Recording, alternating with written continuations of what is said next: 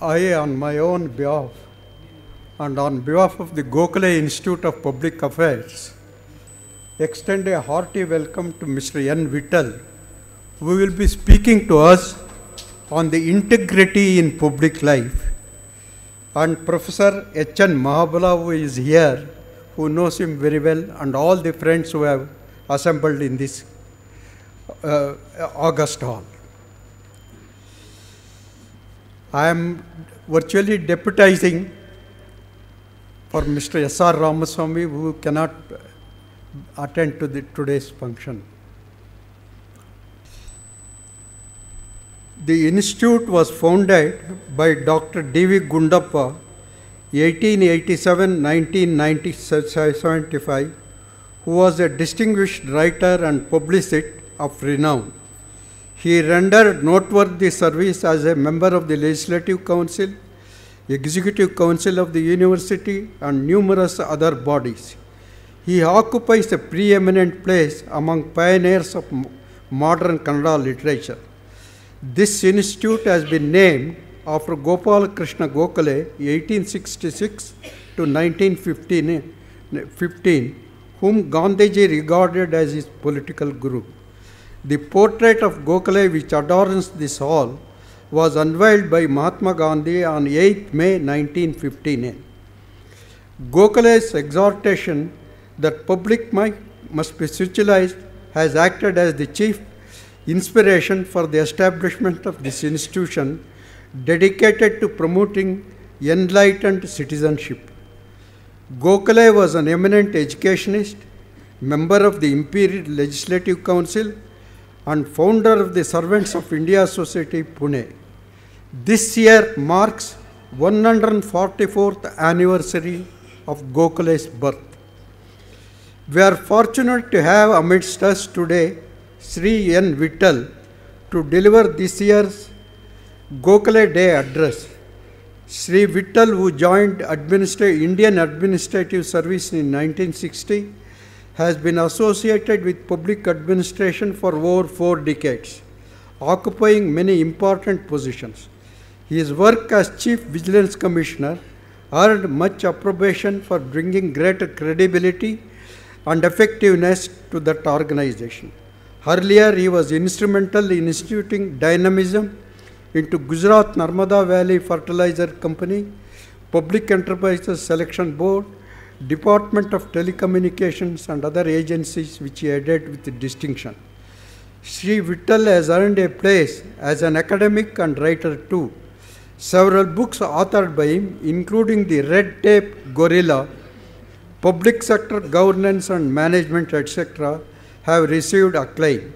He has also written regular columns in several mainstream newspapers, including Economic Times and Sunday Express. He has been the recipient of several awards, including Lifetime Achievement Award of Data Quest 2004.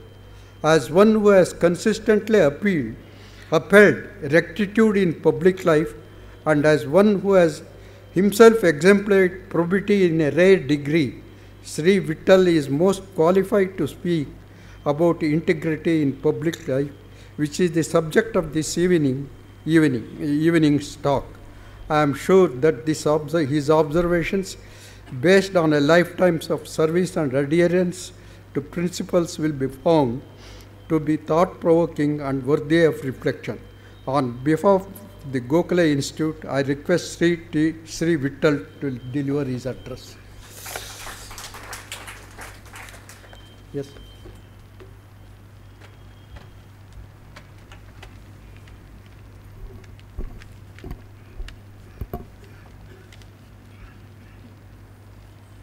Respected Justice Puttaswamy, Professor Mahabala, and my dear friends of the Gokhale Institute of Public Affairs, ladies and gentlemen, I feel greatly honored to have been called upon this evening to deliver this year's Gokhale lecture, and on a subject like integrity in public life.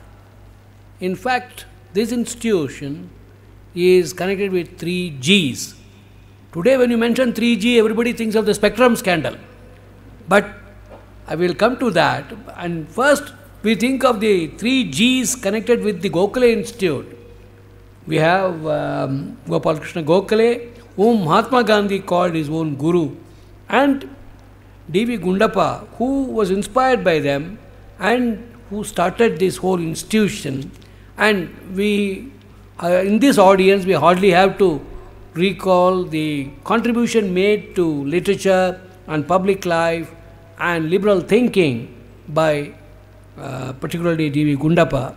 And so far as Gokhale and Gandhiji are concerned, they are so well known, and 2 things are obvious.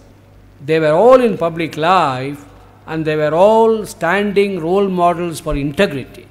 So it is right that today we spend this 1 hour exploring integrity in public life as of today. And while doing so, we will be adopting the technique or the principles adopted and practiced by Gopal Krishna Gokhale, because as the literature of the institution shows, Gokhale, this institution has got 3 principles. Whenever studying any problems in public affairs, and today we will be studying this issue of integrity in public life, first is a scrupulous study of the facts in all its aspects. Second, a fair-minded consideration of using ideas not of one's own or even supposed to one's own. And 3, constructive attitude that cares more of practical good than theoretical perfection. In fact, I have written this paper, and I hope the Gujarat Gokhale Institute of Public Affairs will be circulating this paper for those who are interested in pursuing the ideas which I have articulated here. So, we are starting with paying our respect to 3 great Gs, Gopal Krishna Gokhale, Mahatma Gandhi and D.V. Gundappa, and recognizing the fact that they symbolized, virtually they were examples of integrity, and that too in public life. We are going to use their technique, particularly what Gokhale suggested about looking at the facts and not only considering one's own ideas but others' ideas also, and above all using them constructively to find a pragmatic solutions.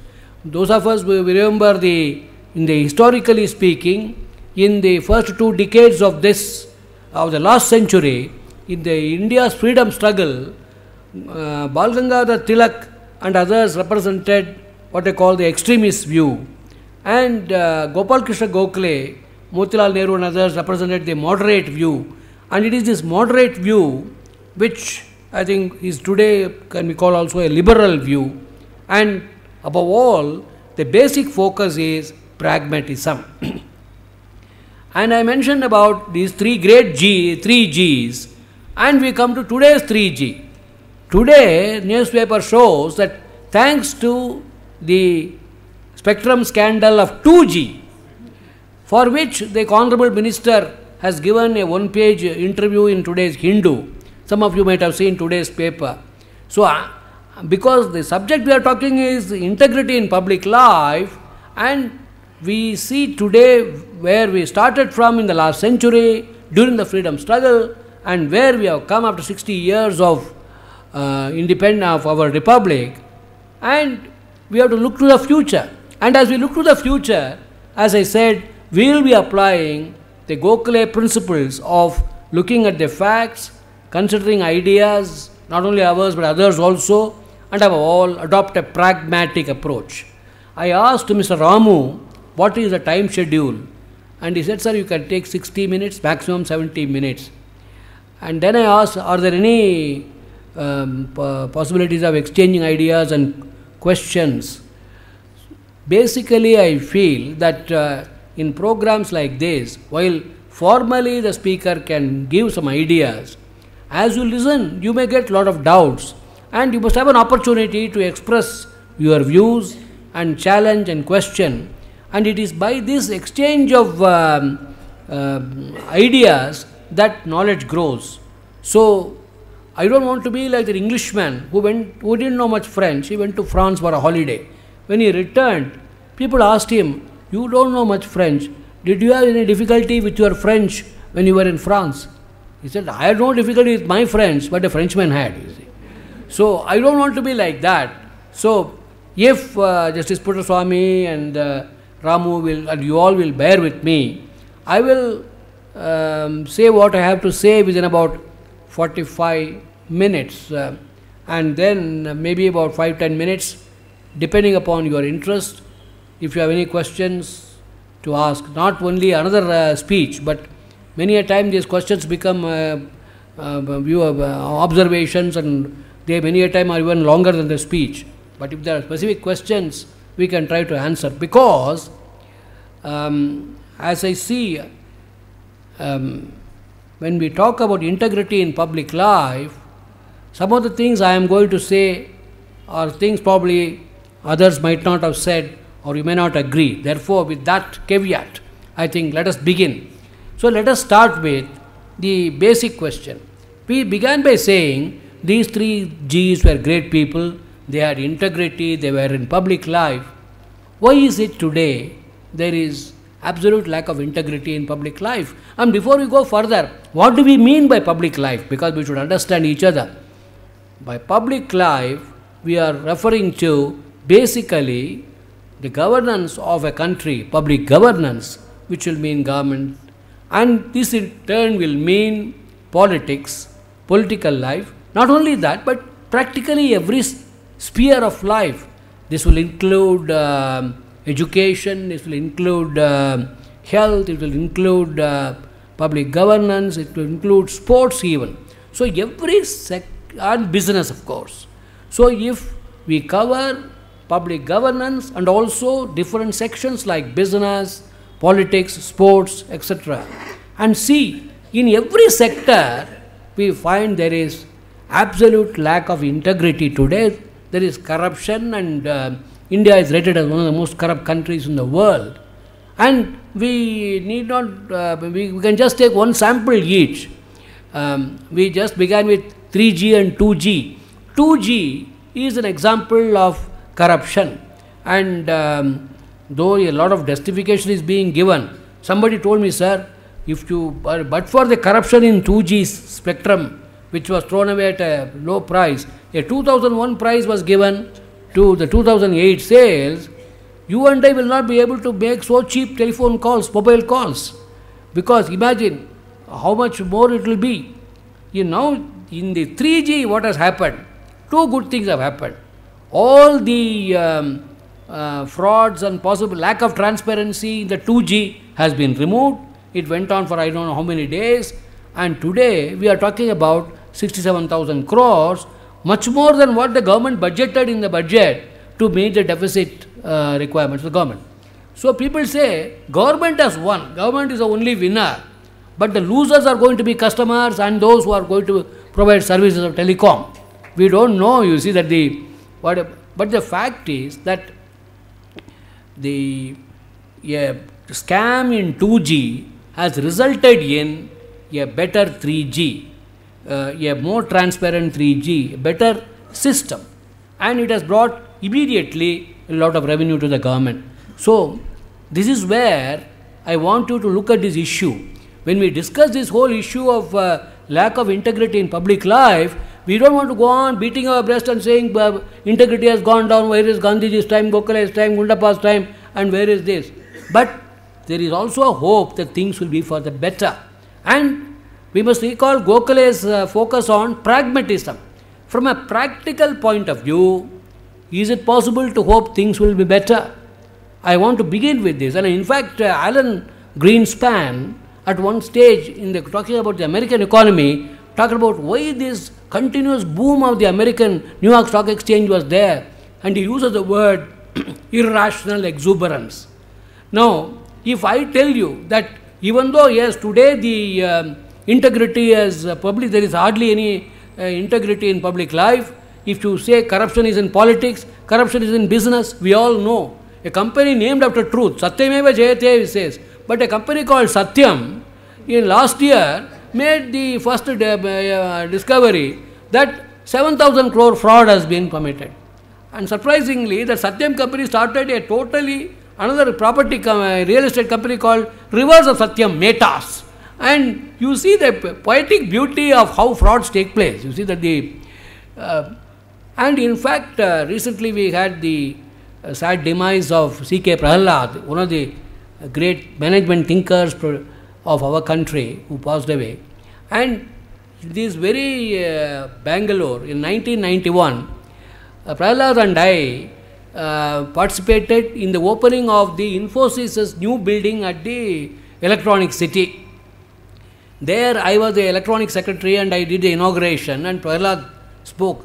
And C.K. Prahalad said, the new thing about the information technology industry is, it's a new technology oriented industry. It doesn't carry the baggage of the old industries, like for example textiles or engineering or others, which were brought up in the permit license Raj, where managing bureaucrats and government officials was more important. The officials like me knew the technology of transfer, not the transfer of technology. So this was more important. But the Prahalad said the traditional industries like textiles, etc., were brought up in this permit license Raj, and they had this culture of liaison men, and corruption was very much part of that. Whereas IT industry, where Bangalore is anyway foremost, and it has remained foremost, is different because it is started by first generation technocrats, and it is from the beginning globally competitive and does not have the baggage of the last traditional industries.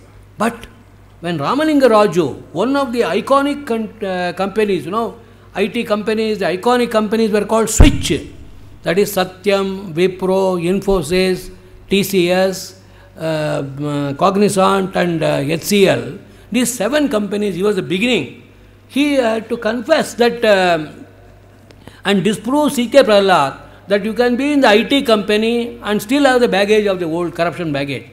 But how government tackled the Satyam scam also is a typical example of how governments behave. So far as the political corruption is concerned in Satyam, full protection was given to Satyam by ensuring that even SEBI or CBI did not touch him for some time. He was physically protected by putting in lockup, so that police protection was given to him. And so far as the corporate side is concerned, Government of India realized we cannot claim to be globalizing and liberalizing if we allow this iconic company to go. So something which even American government or any other government would not have been able to do, we did. Our Indians, Indian experts, professionals and Indian government did. In 100 days, this company was handed over to Mahindra. Mahindra, which is emerging as one of the very highly ethical companies. We were thinking of Tata's only as ethical. We know Infosys is ethical. And a brand, ethical brand, we have, I find in Mahindra, Anand Mahindra, Mahindra Satyam. So, a fraud company was in 100 days, and this is a very dramatic development of the fact that our political leaders have their priorities clear. Where political corruption has to be protected, they will protect. Where credibility in the international market has to be retained, they will do so, using the professionals like H.D. Parekh and other people as experts. 100 days the whole matter was resolved. It's a great thing. So, I hope I am conveying the message that we need not go on thinking, oh, things are going to dogs, bad, everything has become bad, standards have gone down, etc. But corrective things are also taking place. I have already given you. 2G has led to 3G, which has come to a better system.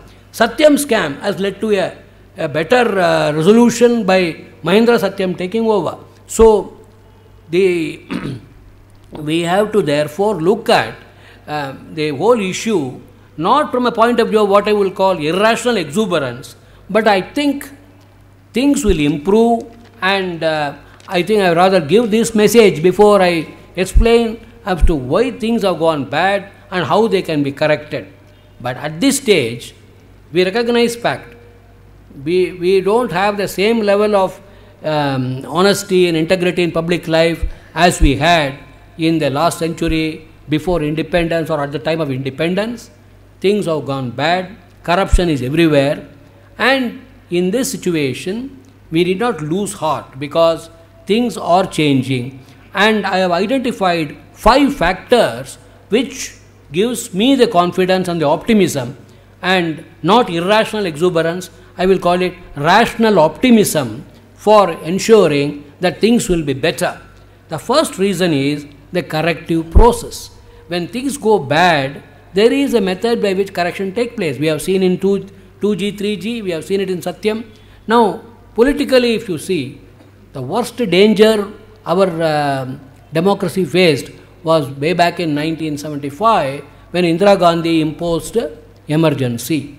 That led to 2 years of emergency rule. In 77, the Janata came to power and they amended the constitution so much so that it is becoming very difficult to even impose president's rule in any state. Just as earlier Government of India at the drop of a hat used to impose president's rule, Article 356 has been so amended that it is not possible. It will not be possible for a future Indira Gandhi to impose an emergency in the future. That correction, the structural change has taken place. To that extent, democracy in 2010 in India is on a much sounder basis, much firmer legal footing and a constitutional footing than it was in 1975. Things have improved. Take for example the another development.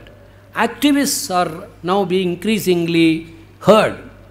This whole Right to Information Act, which was passed in 2005, is unusual in the sense, the first time in the history of India, independent India, a law was passed virtually drafted by activists like Aruna Roy and others, who has now created a permanent challenge to the bureaucracy.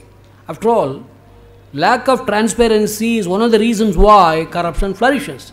I was Chairman Telecom Commission, and we used to get, we were the only buyers for switching equipment, telecom equipment, and we used to say that we will decide each tender on a case-by-case basis. People used to say case-by-case means suitcase by suitcase, because the manner in which the decision was taken is not known. Like for example the 2G spectrum scam we have been talking of. So when there is no transparency in how you take decision, corruption can flourish. But thanks to Right to Information Act, it will be difficult for in future. More areas will come under transparency. Issue has been raised whether judges should come under the Right RTA Act. The former Chief Justice was trying to avoid that, as if the Chief Justice or the Justice of Supreme Court should be kept away.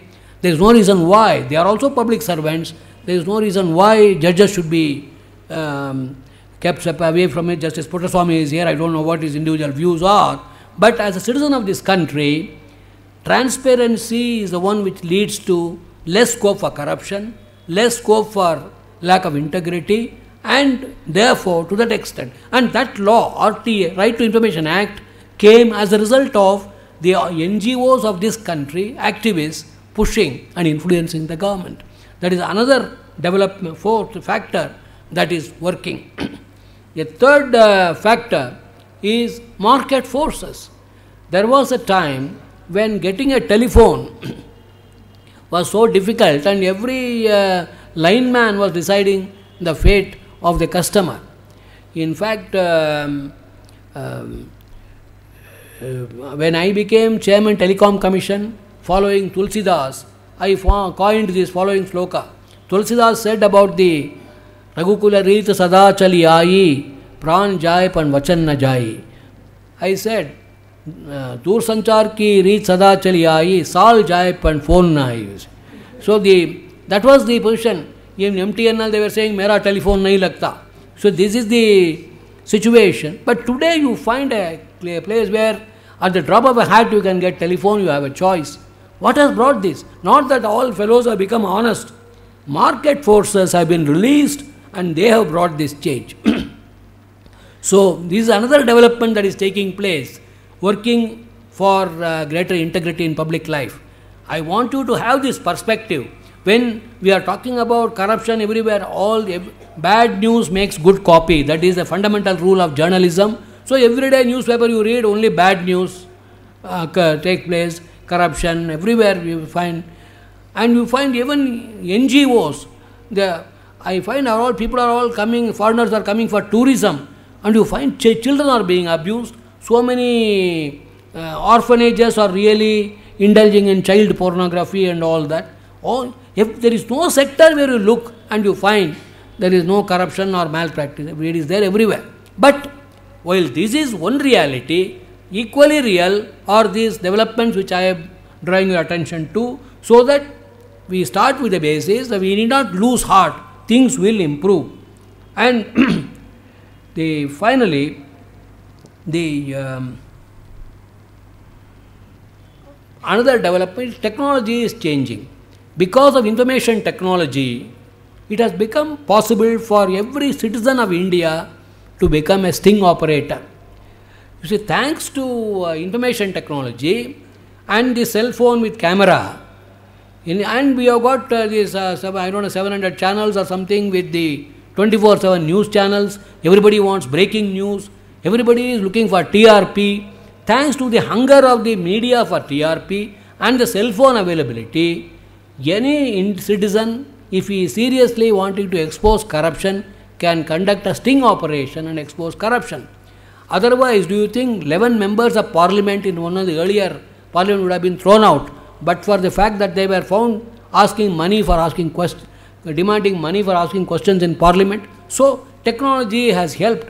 And very good, another old example is the computerization of the railway passenger reservation system, which has substantially eliminated corruption in that area. But merely IT alone cannot eliminate corruption, but IT is available. So, the message we have to internalize it, there is no proper public integrity in public life today, because people of the type like Gokhale, Gundappa or Gandhiji are no longer coming. Now we come to the next issue now. Why is it educated people, particularly educated people, are now coming more and more into politics? In fact, recently I was reading some statistics which shows in the current Lok Sabha and Rajya Sabha, the number of graduates and educated people is much more than in the previous parliaments. So educated people are coming, but educated, honest people, why they are not coming? The reason is very simple. It was inherent to the situation. When Gandhiji or Gokhale talk about independence struggle, or Gundappa talked about public life, in those days there was no power to be grabbed. If somebody came for public life, he cannot expect any material return or physical comforts. But today, politics has become a profession, and many a time it becomes a family profession. So, it has become a family profession because our politics and our democracy is a democracy based on black money. You see, after all, every democracy requires political parties require money, and all of them use cash, which is black money, and therefore politics in our country has become a great exercise involving tons of black money. Recently we have seen somebody, Mayawati wears an anaconda of 1,000 rupee notes, you see. And we saw in the 22nd of July 2008 in the trust vote, thousands of 1,000 rupee notes crores of rupees being shown in parliament and broadcast all over the world. How attempts were made to purchase the MPs. So, in all this, there is a there is a Sherlock Holmes story. The dog did not bark. There is I don't know which story it is. There, the whole secret is some crime takes place, and Sherlock Holmes notices that the dog did not bark. Now, whenever you see in TV this anaconda of 1,000 rupee notes, garland, Mayawati becoming Malavati, and all this parliament thing, one dog which should be barking is not barking. This is our income tax department. and the the Enforcement Directorate. These are the fellows who are set up, who are drawing their salary under the Ministry of Finance. There is a minister, finance minister, there is a chairman, board of direct taxes, there is a board of customs and excise, and there is an enforcement directorate. What are these people doing? They are silently watching. You don't know how bad the situation is. When I tell you my own experience, on 13th of February 2001, we all know about the Tehelka.com. You remember Tehelka.com was the one which exposed corruption in defense, corruption where I think this Bangarappa or somebody who, not Bangarappa, this Bangaru Lakshman, he took money and all that came in that Tehelka, this thing. When that came, I wrote to the chairman, revenue secretary and the chairman of the board of direct taxes. There was in that one fellow, one contractor who was claiming that he made a profit of 1 crore in a Russian weapons deal, defense deal. I wrote him, this fellow is claiming that he made a profit of 1 crore. Has he declared it in his income? Have you conducted a raid? In spite of the fact that as CVC I wrote to these very senior responsible people whom from a common sense point of view you expect their job is to detect black money, take action against people. No reply, no raid. See, this is my personal experience, and now you have been seeing recently Mayawati, Garland and this thing. Has any chairman of the board of direct taxes or any enforcement directorate fellow given any statement saying what we are going to do? Only if there is some cut motion for that, CBI asked to withdraw or go ahead with the case. So, the issue that comes up is that why is it that such people are coming, and it is because the entire politics in our country has become an exercise in money power. How great an exercise in money power? Mr. Sainath, after the 2009 elections, came with an analysis in an article in Hindu. If you have 5 million rupees and somebody else has got 50 million rupees, the 50 million rupee man has a 75 times more chance of becoming a member of parliament than you. It has been calculated. In fact, thanks to two professors from IIM Ahmedabad, Mr. Trilochan Shastri, who is now in IIM Bangalore, I am told, and also Chokar, who is in Ahmedabad, the Supreme Court in 2004 said every candidate has to declare his wealth as well as educational qualification and criminal record. Therefore, we know this parliament has got 220 crore-patis. The average salary in the wealth in the last parliament was 1.4 crores. Has any of these authorities who are concerned with these tax matters gone into how the money was accumulated? Then this is one of the things which should make us realize you can have integrity in public life, and one main reason if there is no integrity in public life is, first reason we have already seen, people like Gandhiji and Gundappa and Gokhales are not coming into politics. They came at a time where there was nothing to be gained in politics. They were motivated by national considerations, highest consideration for the welfare of the society and so on. But after independence, we have come to a democracy where money power alone matters, and not ordinary money power. You require enormous money power. And how enormous, you get an idea. The Chief Election Commissioner Gopal Samy was my colleague, and he says we cannot do anything to stop the display of money power in elections. Muscle power they can control to some extent. Booth capturing they can control to some extent, the Election Commission.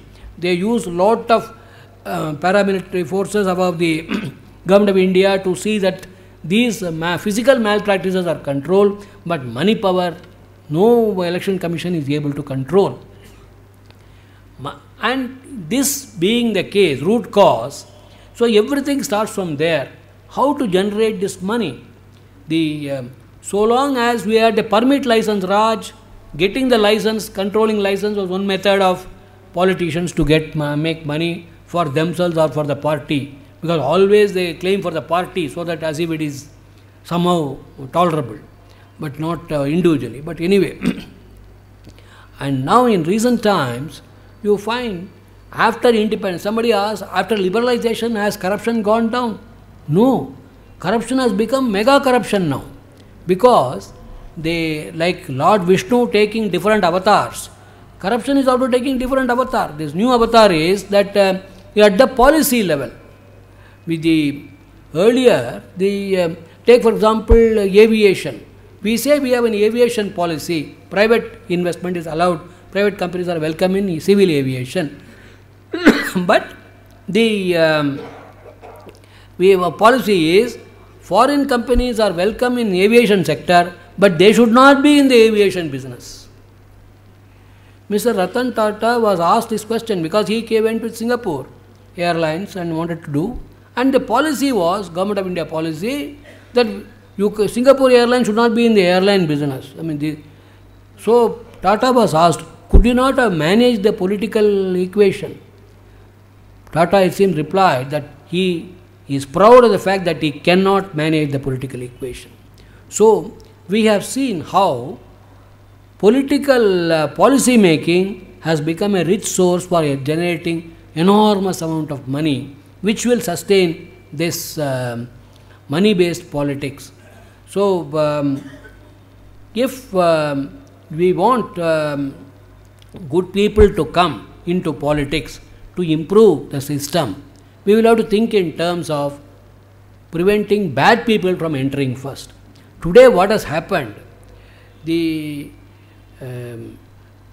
lawbreakers have become lawmakers. We saw that in the last parliament, we don't know the figure for this year. At least 25% of the elected representatives had criminal cases pending against them. Their standard is, it are all politically motivated cases. One simple suggestion which I have been making from the time I was CVC, the Election Commission also has made, is this. Suppose we amend the rule that any candidate against whom a criminal charges have been framed in a court of law will be prevented from contesting the elections till his name is cleared in the court of law. There is one way of unarmed combat, one is jujutsu. In jujutsu, you make enemy's strength his weakness. You derive strength from the enemy's strength. Now, Mahatma Gandhi, who opened this picture of, declared open this picture of Gokhale, adopted political jujutsu to beat the British. Gandhiji was a patriot, so Netaji Bose also was a patriot.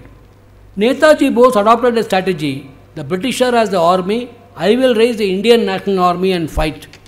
And he was thoroughly defeated. There is no blot on the patriotism of Netaji, but Gandhiji, knowing that the British had all the army and the power, adopted a totally jujutsu strategy. This thing, non-violence, satyagraha and all this, against which the British has no weapon at all. We all have seen the Gandhiji, that film, at least Attenborough's film, where the Viceroy says the British government cannot be thrown away by a pinch of salt when the salt satyagraha started. But the strategy of Gandhiji, the salt satyagraha, was to use that symbol of the salt to show how the foreign domination has made even the poorest man's need of salt subject to tax.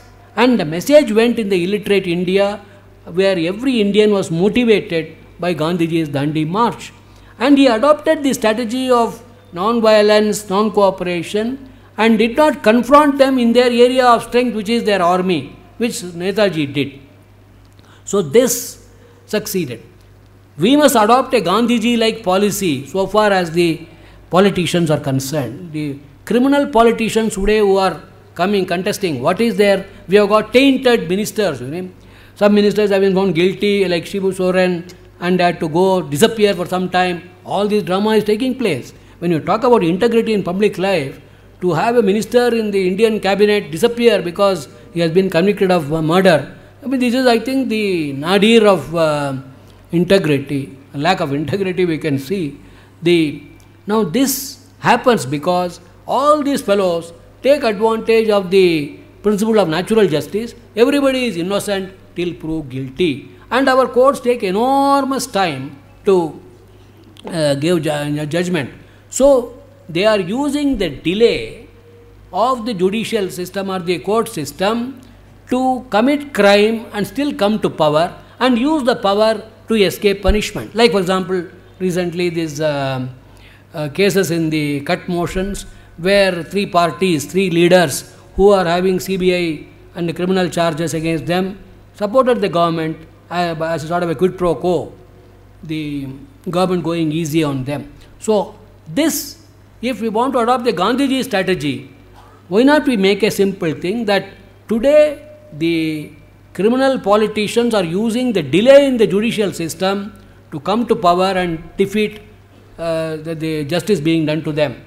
Suppose we say any person against whom the courts have framed charges, they frame charges because on the basis of a record available prima facie, the judge feels that there is a case against them. Then this, they should be able to, as a basis that till their name is cleared, they should not contest the elections.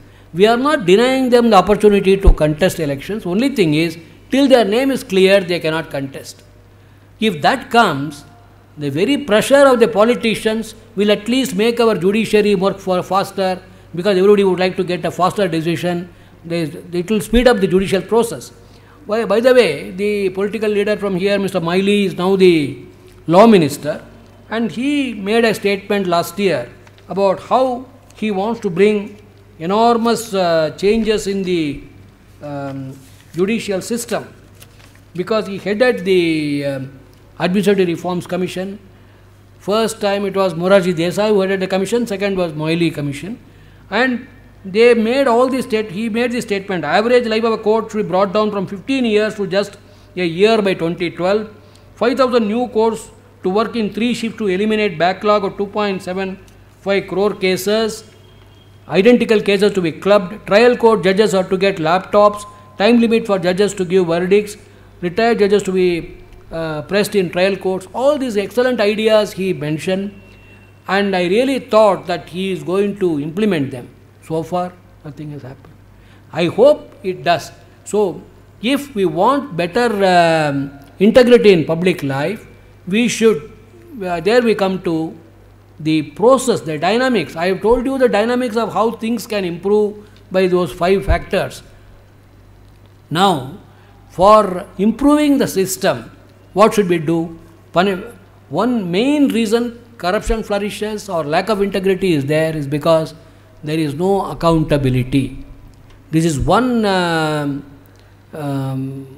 basic, if there is one common factor which comes in the way why our country, in spite of first class people, is still suffering, because there is no accountability anywhere, particularly when it comes to government.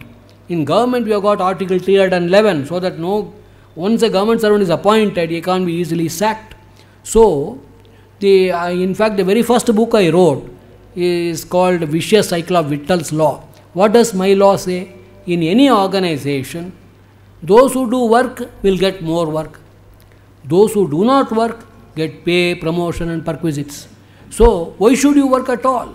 And we all know the Pareto principle, 80-20. 20% of the people bring 80% of the results. 80% are passengers.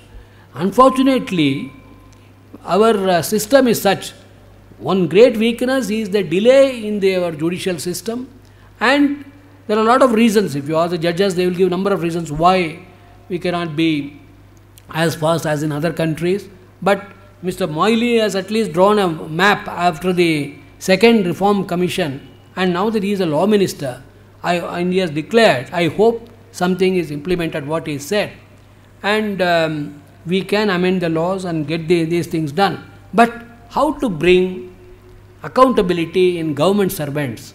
One suggestion I am making is, why not we scrap Article 311 and replace all employment in government by a sort of a continuing, rolling over contract system. So everybody is on contract, and at the end of the contract, performance is reviewed and continued. So far as scientists are concerned, I was in the atomic energy department. That department, other scientists, there is more a contractual system, and they have got a merit promotion system. And apparently, our atomic energy department, space department, and science departments have performed better. They have brought us technologies which we could not get even by money or begging. So this, in our own government, we have got this system of merit-based, contract-based system. That sort of a system can be introduced so that a degree of accountability in every sector can be introduced. So that brings us now to how we can improve the system. I began by saying money factor, the black money is the reason why corruption flourishes, etc. Everybody black money. Now, what can be done? In every country, democratic country, raising money for politics is a controversial issue, even in the United States. I am suggesting, let us bring in system similar to what is there in America and Britain here. Even in Britain, there was a complaint against Tony Blair that they were giving this lordship and all that to mostly Indians to get money from them for the Labour Party. So, can we bring in the type of transparency? We all know in the last presidential election, Obama collected millions of dollars. How much he collected, how much Hillary Clinton collected is known. If such a transparent system can be there in America, why not we introduce it here? We can do that, so that at least to that extent there will be accountability, and the parties' funds can be audited. Let the contribution to political parties be made income tax free. All this can be done. Let us make it transparent. That's one method by which we can bring in greater cleanliness in the political system. The other change that we can bring is this, that things will improve, and particularly whatever political changes we want will improve only if we can create two conditions. One is there is a vote bank advantage to the politician, or there is a TINA factor. There is no alternative. Narasimha Rao was a great man. He was a man who brought the reform in this country. He used to say, not taking a decision itself is a decision. But such a person brought all the liberalization which we are now talking of today, because when he became Prime Minister of a minority government, the financial position of the country was so bad, foreign exchange position was so bad, World Bank introduced, IMF introduced conditions, and we had to do that. He had to do the devaluation twice. He brought Manmohan Singh as the finance minister, and then the rest is history. But Narasimha Rao was subject to the TINA factor, and it brought the change. Now, how to create the TINA factor on the politician? TINA factor on the politician by which he will be compelled to act, because normally nobody will act. If suppose I am corrupt and I am benefiting from the current system, why should I try to cut it? If our political leaders require a lot of black money, and black money comes from corruption, why should they stop it? Are they foolish to commit harakiri? Certainly not. In this, if a TINA factor, who can create? TINA factor can be created only by institutions. One institution which can create a TINA factor is the judiciary. And we have talked about a judiciary. Judges have been active, and this 2004 judgment of the Supreme Court is one which brought transparency in the system. At least we know what is the background, wealth and the criminal record of the political people today. That is because of the system. Secondly, there are other institutions like the Election Commission.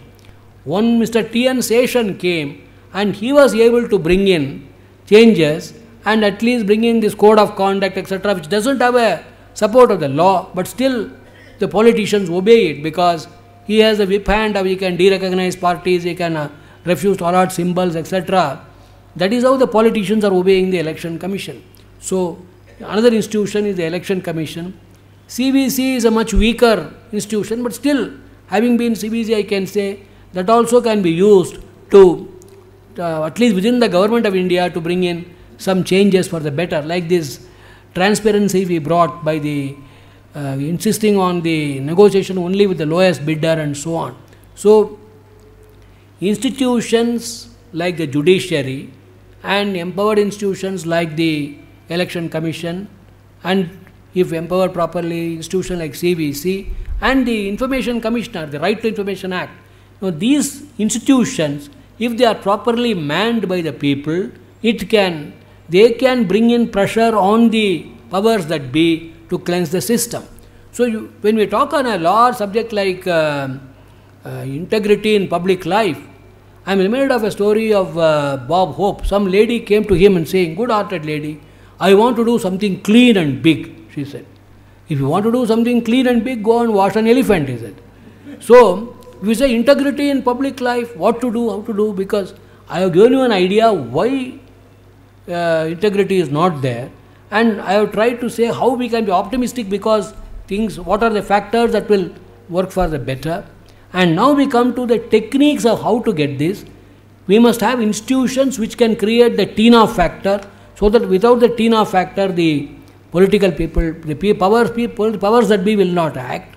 This can be created, and the proper speeding up of the judicial process will also ultimately has to induct a sense of accountability. If that comes, then all improvements can take place.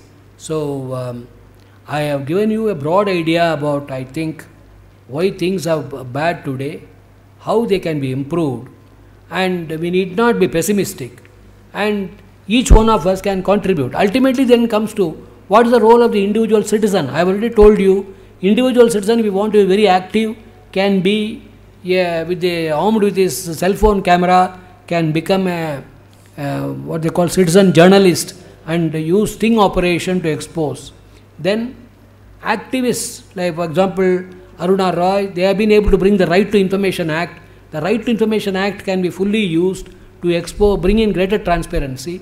Greater transparency will be less scope for corruption, and therefore it instead of merely bemoaning that things are bad, things will go bad, they will always go bad, we can make a resolve, especially when we recall the contribution made by these 3 Gs, Mahatma Gandhi, Gopal Krishna Gokhale and DVG, that we can also, as responsible citizens of this country, create a better India, and that's all in our hand. As the Taittiriya Upanishad says, we have to put our ideas together. Sahana Vavatu, Sahanao Bhunattu. Let us come together, let us enjoy together. Sahaviryam Karavavahe, that our strengths come together. Tejasvinam Vadhitamastu, then we are moved from darkness to light. Mavid Vishavahe. Mavid Vishavahe means let there be no hatred. The Visha of poison, of misunderstanding should not be there. Dvesha should not be there. Depending upon how you split the words, you can get that. Then you will get progress. Sahana Bhavatu, Sahana Bhunaktu, Sahaviryam Karavavahai, Tejasvinam Vadhitamastu Mavid Vishavahe, Om Shanti, Shanti, Shanti. So, any questions? We can finish in another 5 minutes.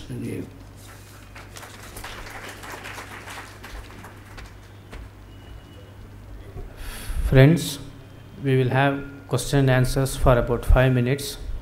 Those who are interested in asking, please come to the stage, tell your name, and then let the question be brief and to the point of today's talk.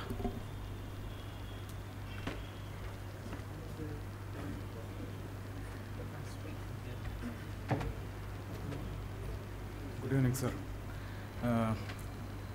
Just one. Sir. The question from my side is, you are talking on integrity and you are mainly dealing with public servants. I'm just putting a very a quick comparison. The efficiency and accountability in private sector and in the public sector.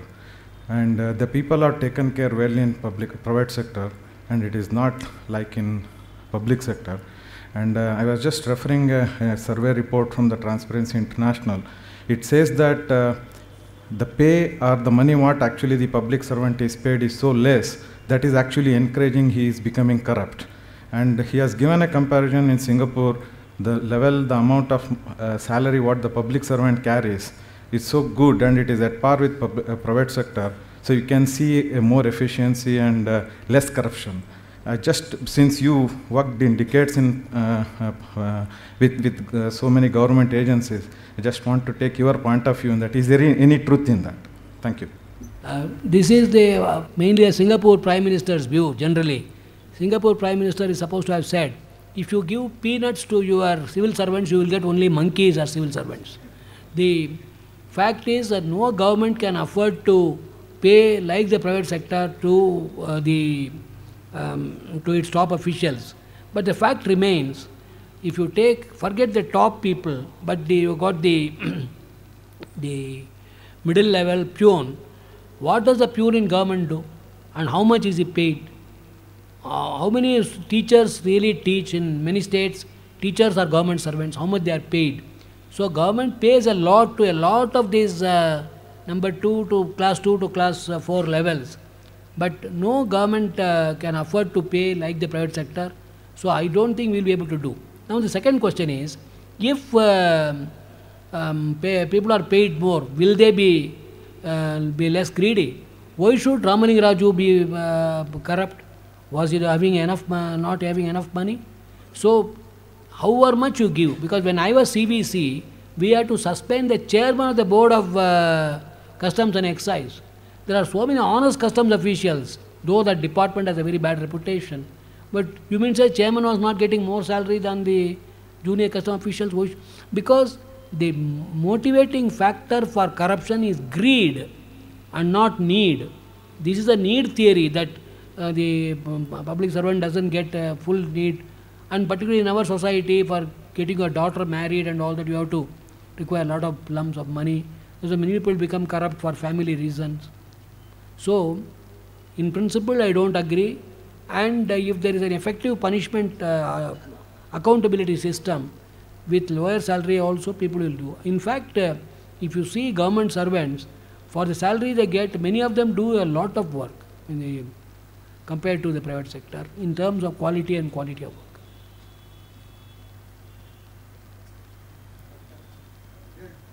Please.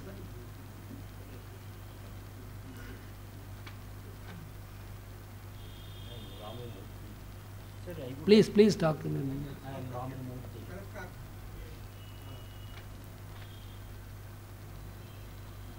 So, sir, though RIA is passed at the legislation, there is no response from the government. Finished? Yeah. The question is that though Right to Information Act is passed, there is no response of the government. I think that cannot be a general statement, because there are, for example, in Maharashtra, I think the activists are there, in Delhi government, their activists are there, and there is a Center for Media Studies in Delhi, which has come with a report about the first year of how the Right to Information Act has performed. And even in Bihar, for example, I think the response is much better. Depending upon the some responses, some states people are not responding, bureaucrats are not responding. Main issue is about the office notings. There the Prime Minister himself, I think, was hesitant. But I think Sonia Gandhi has insisted, and what we read in the press, personally I feel there is no reason why the notings in the file cannot be made public. Because if you have not, you must protect the civil servant from defamation litigation, then it is possible. So the answer is, it is not as if it has failed everywhere. The responses are different in different states.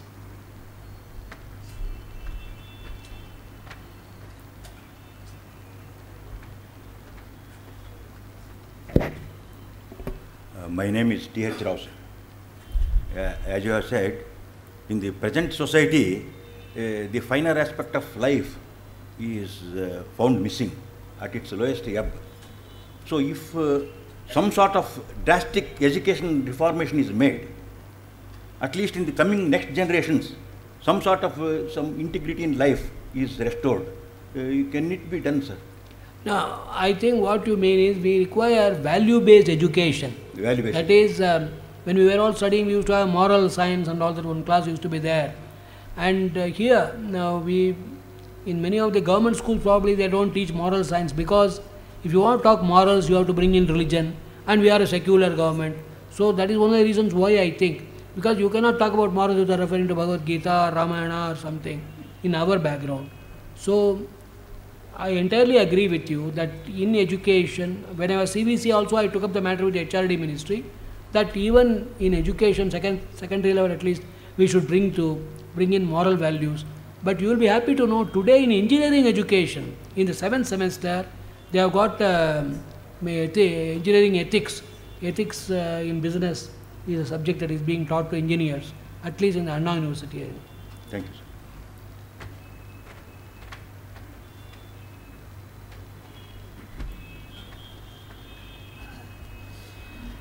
I am Bhimrao. I am a retired bank manager. Sir, I would like to, before I ask my question, I would like to express my admiration for Mr. Vittal, who in 2000 he brought probably the banking vigilance code, and he produced a book on banking vigilance itself. I am very much fascinated by that, and I have liked the approach of Mr. Vittal in that area. I myself was a vigilance officer in the bank, and I do have a lot of fascination for the subject and the profession. My thinking is, I have a feeling that the political forces in the country have a direct nexus with the bureaucracy. The bureaucracy is afraid of the politicians, and politicians are afraid of the bureaucrats. Somehow, these two have been going together, and probably a lot of adjustments, a lot of compromises have taken place in the process of taking a decision. I would like to know whether a conscious and deliberate attempt has been made to insulate the bureaucracy from the political influence. This could, to a great extent, allow the bureaucracy to function with a lot of integrity and a lot of loyalty to the conditions and terms under which they are supposed to be serving the country. Politicians must not be allowed to influence the bureaucracy in any way. This is a system which probably has not been able to bifurcate and divorce these two things, but yet I am requesting Mr. Vittal to throw some light on this issue. Thank you, Mr. Bhimrao, for first complimenting me for the vigilance chapter on banking we brought way back in 2000. And on this basic issue about the bureaucrat-politician nexus, in fact, politician today has rendered the bureaucrat spineless by two weapons, transfer and suspension. I had suggested how these two can be controlled. Now, so far as certain posts are concerned, systems have evolved by which the person selected will be politically neutral. For example, CVC himself is selected by a committee consisting of the Prime Minister, Leader of the Opposition in the Lok Sabha, and the Home Minister, so that he'll be, and only one term is given, no further extension. After that, permanent ban on taking any assignment, office of profit under central or state governments. So such procedures have evolved for CVC. In the controversy with Gopal Swami and Chawla, when Gopal Swami was laying down office as election commissioner before the present Naveen Chawla took over, I had also suggested the same procedure of the Prime Minister, Leader of the Opposition, and the concerned minister should be involved in selecting the Chief Election Commissioner and election, so that they will be politically neutral. So the one method is ensuring political neutrality in selection and posting, at least of key posts. Second is removing the power of the politician for transfer and suspension. These two will go a long way in ensuring that the bureaucrats are free to operate. But the point is, even if you give them freedom, they may not exercise. For example, Director CBI today is appointed based on a recommendation of CVC. His tenure of 2 years assured, he can't be shifted. Still, how many CBI directors are independent? You have been. So you may give a person all the opportunity, but then you can take the horse to the water, but you can't make it drink. If the fellows don't have backbone, I can't create a backbone for that. That's right. Sir, I only hope, like the Commissioner for Information, Commissioner for this, that, tomorrow there may be a Commissioner for Integrity also in this country. I think, I don't know about the time constraint, because I must thank, I don't know who is in charge, Justice Puttaswamy or in charge. So I must thank the Gokhale Institute for giving me this opportunity to deliver the lecture and also permitting me to for this question answer session. I think we are, yeah, that's right. Now Ramu will decide. This is the last question, after which we will have vote of thanks by Justice K.S. Puttaswamy. Respected sir and friends here,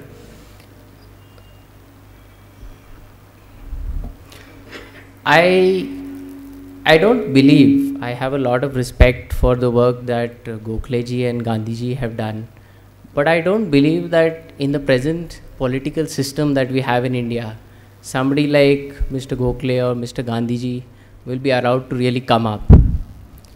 The reason is, if suppose somebody like Gandhi ji or Mr. Gokhale wants to become an MP today, if he wants to get a ticket from a party, he has to pay money to the party fund. And not only that, the only other reason why he would get a ticket from a party is if his father or grandfather or somebody or some of his relatives is a relative of a politician who's been at a high position in the party. So how do you create the right incentives for a person like Gokhale or a person like Gandhiji, whom I'm sure that would be in the midst of us to come into the political system? 1 minute, sir, I still have to. And one is the aspect of the political parties. I think the most disappointing aspect that I find is the support that we get from the people. If an honest politician today says that I am an honest person and I want to get into politics, the only thing he hears today is that you are not being practical and you will not be able to make any change in the system. In this sort of a situation, how do we bring a Gandhiji and how do we bring a Gokhale into our system? Thank you, sir. We are told that in India, something called hopes. If people want, I would like to answer him only for him. Yeah. What's your name? Ajit Phadke. Ajit Phadke. Phadnis. Yeah. Want to put a point, sir. I want to put a point to that. I am not saying there is no hope in the system. I am saying there is a lot of hope in the system, but if people want to bring hope into the system, that's it. Yeah. As an exception, you may kindly answer. Excuse me, I just wanted to, because I am like his father now, I want to answer. I am Nagaraj, retired engineer. Mr. Vittal spoke mostly as a public servant, administrator, mostly to the political system. A public life is not, what is not public life? Just being an individual is not a public life. If I am integrity, my integrity as an individual is clean, I presume the public life begins beyond that. If we are all proud that Mr. Vittal was really honest in his integrity, was good in his public life, whatever he delivered and all these things, due credit must be given to the parents. He was a clean, integral person. Whatever he could do in his public life. That is a small beginning in life. We cannot get great results in that system. Whatever he spoke, I tell you, was the circumferencing the system, like RTA and all these systems, will give some quick results for people, for a friend like ours. But as an elderly person, I would like to see, like us as parents, can we bring a young Vittal in each of our family in the course of the next years? We will wait for 100 years for the system to improve permanently. I would answer it differently. Actually, I see Fadnis as a representative of the majority of the people in the country, because experts tell us in India's 1.2 billion population, his generation constitutes a majority of 60%. Youth, we are supposed to be having the demographic dividend. He is a part of the dividend. Now he asked the question, is it possible for a Gokhale-like person, honest person, to come into politics? At least I know one person, Mr. Dr. Jayaprakash Narayan. He is a doctor. He joined IAS in 1980.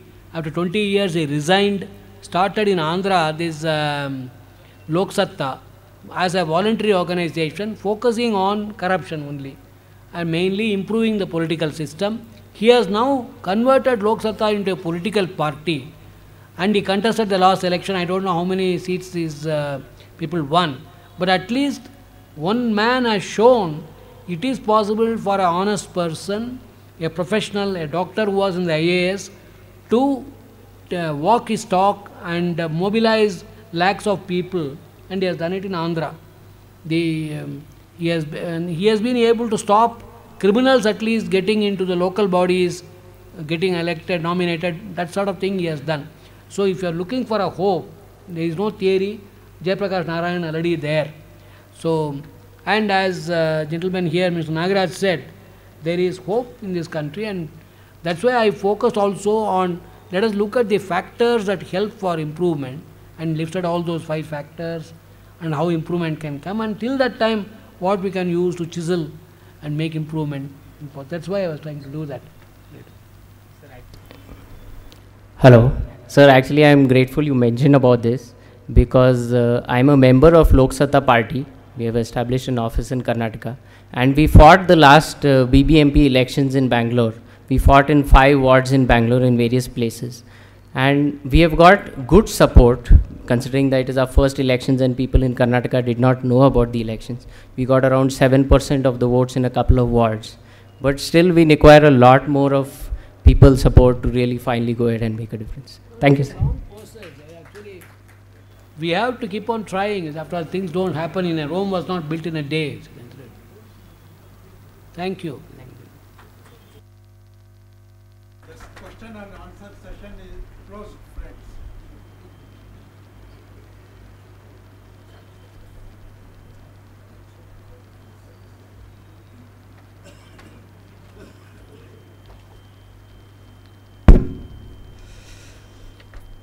We have all listened to a most illuminating talk. Having witnessed and studied public life for over half a century, Sri N. Vittal has naturally expressed concern at the happenings of recent decades. The idealism which the freedom struggle has now been replaced by pursuit of money by any means. This has weakened all the noble institutions in the policy. A factor not sufficiently realized is that corruption is not a mere economic phenomena, but also vitiates the whole developmental process. In the short run, institutions like the judiciary and the election commission need to be strengthened. The scenario wherein the guilty are rarely punished must change if the people's faith in the polity is to survive. Speedier justice and avoidance of delay in implementation of judicial pronouncements alone can restore people's faith in democracy. On behalf of the Gokhale Institute, I express our gratitude to Sri N. Vittal for his timely warnings and suggestions for improving the quality of our public life. Thank you all, friends.